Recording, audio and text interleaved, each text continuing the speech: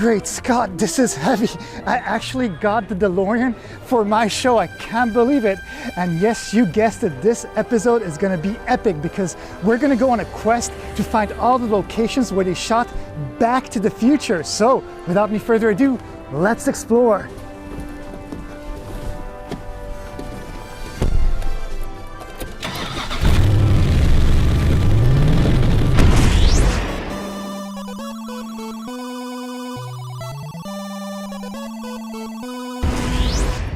The DeLorean time machine. It's so darn beautiful. It is my actual dream car if I were to be rich, because these cars are super expensive. They're actually not too expensive, but yeah, maintaining it is a little bit of a pain. But yes, we have one right here. It's not a time machine, but it is a 1981 DeLorean, and it's beautiful. And I must say that having driven this car, it is a super clunky car. It looks cool on the outside, but it drives like, well, it doesn't drive like a really comfortable car, but we still have it. It's so cool. I'm just so excited to be in this car, enjoying it, and having it in this video. Great Scott, I can't believe that behind me we have Doc Brown's house.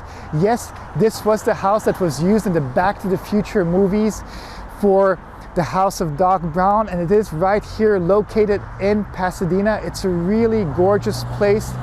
This was actually a building that was built by the Gamble family in the early 20th century, and more precisely between 1908 and 1909. And it did become a historic monument, and there is a museum inside of it. So if you're curious to see how it looks inside, you can look inside of it.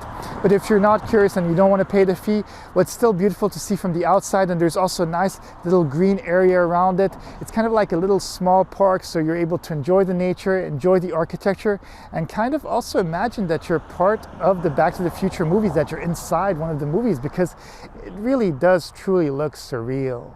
The Gamble house was used in the Back to the Future movies as the home of Doc Brown, with the exterior of the house being used for various scenes where Marty McFly and Doc Brown interact in 1955.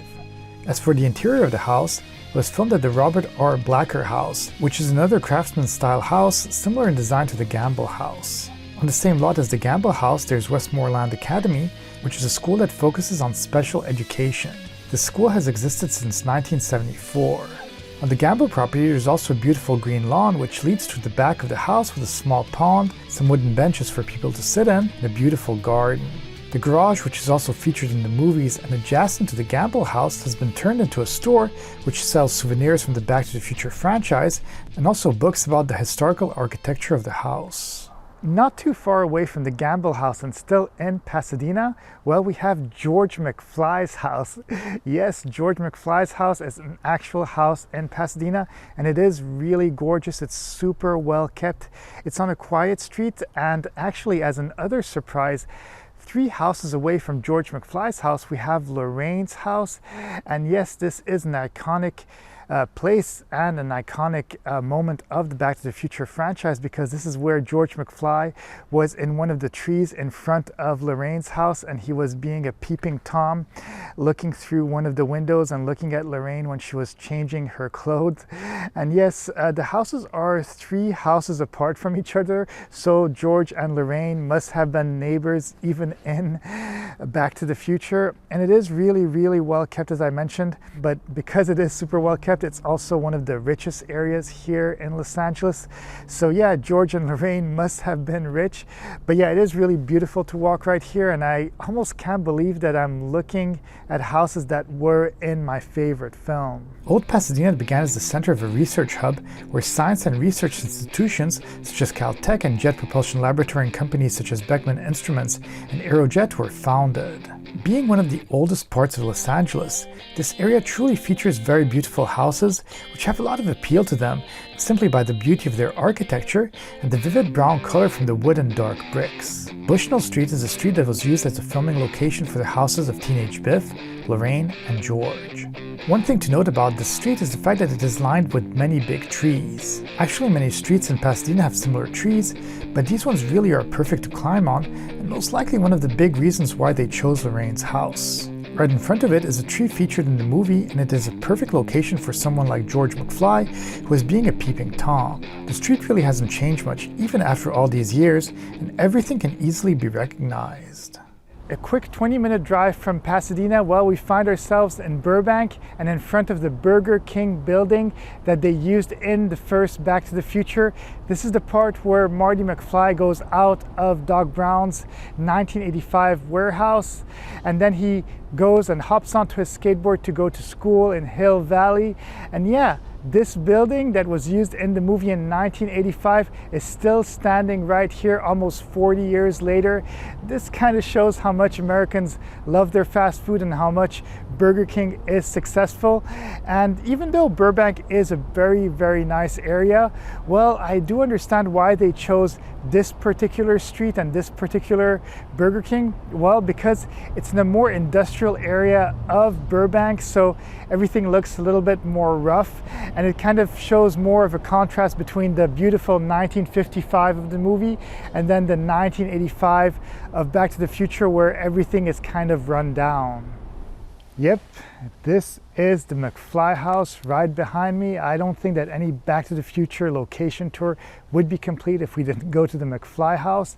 And it's a really sumptuous house right here located in Arleta, which is not too far away from the Burbank Burger King, which I showed you guys a little bit earlier on. So yeah, it's kind of interesting how all of these locations are close to each other, but it is really nice to see. It's in a little quiet residential area, and the house pretty much looks the same as it was in the film itself. And if you're wondering, the owners don't really mind if people come here and shoot something or take a picture in front of the house, as long as they're respecting the people that are living inside of the place and they're not going past the driveway.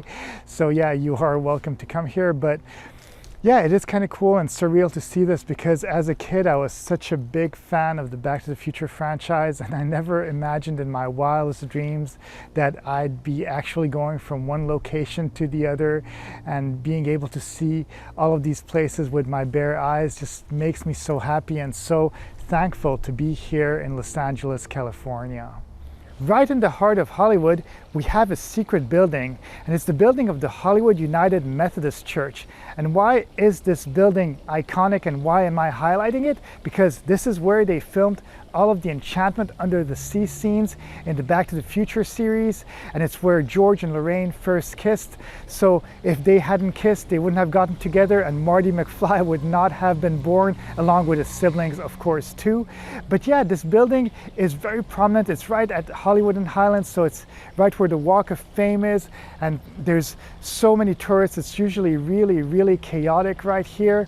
And it is a really beautiful building, and I think that most people who come here don't realize that this is where these scenes have been filmed. Otherwise, I think a lot of people would be taking pictures of it. And it's not just the Enchantment under the sea scenes that were filmed here, but also the scenes of the Battle of the Bands auditions in the first Back to the Future, where Marty McFly plays music a little too loud for the taste of his teachers. And yeah, it's right next to the Hollywood sign. It's right next to Hollywood and Highland, and it's kind of a Hollywood secret.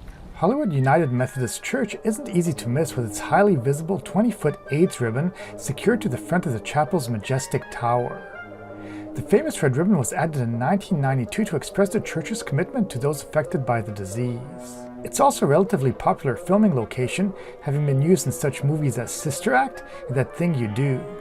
Next to it is the popular Walk of Fame, with all the celebrity stars on the floor, and obviously enormous amounts of tourists that make this area a super congested place to visit, but also super fun because of all the over-the-top decorations.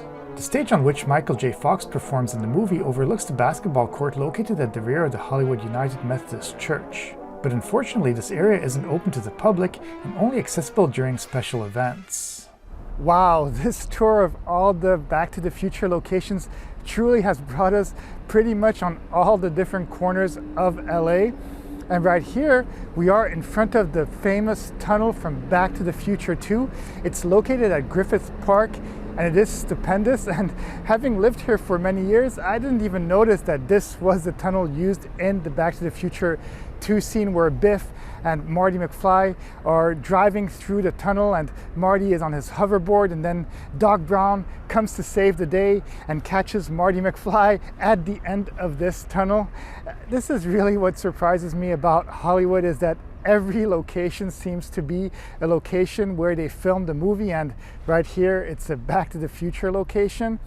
But with that being said, I think that this is the perfect place to end this video. I really hope that you guys enjoyed watching it and going on this little adventure with me. And if you did enjoy it, please be sure to subscribe, hit the like button, leave me a comment too. Let me know if I should do a follow-up video about Back to the Future locations, because there's more locations to visit, or maybe locations of other movies. Okay, well, that's it. Have a great day, and I'll see you guys in the next video.